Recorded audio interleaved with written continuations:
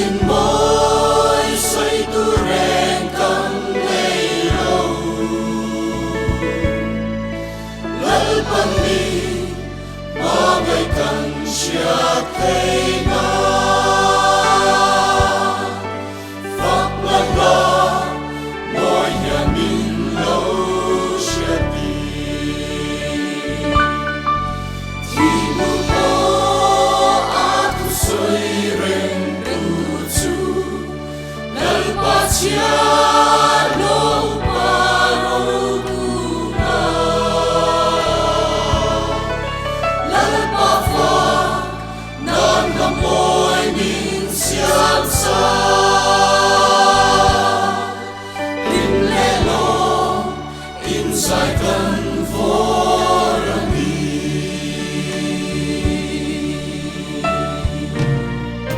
nal pa i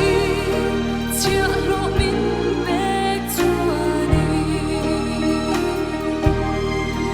nang ma fa nan la moi tin re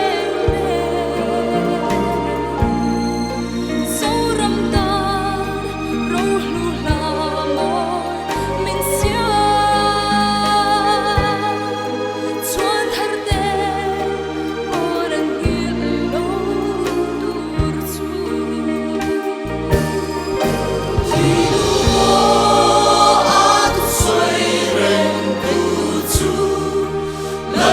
chia lo pa ro tu na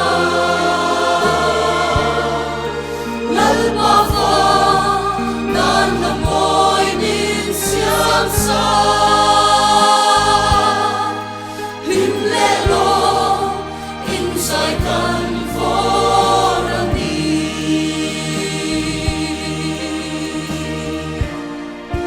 lal pa son xóa căn dấu răng loang hi ta chia lo râu cu ma cân cani saya a chân chính buông đời tu đi a thu lệ la in na thua mani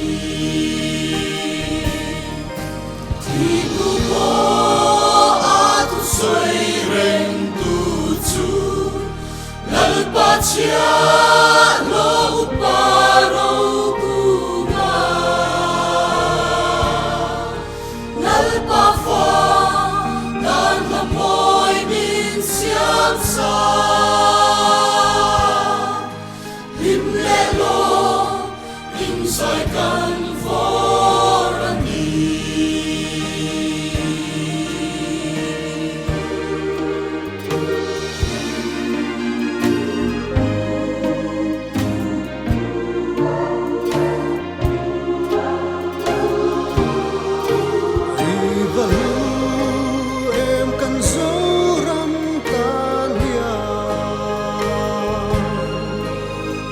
cho nên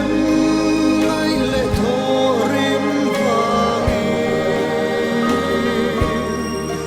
lỡ pana trôi môi sầu rầm dài ăn ngái nín lô nghề ăn ngái nín lâu thì nu po a tu soi ren tu chu lal pa chia lo pa ro ku ma lal pa fa nan na moi min sia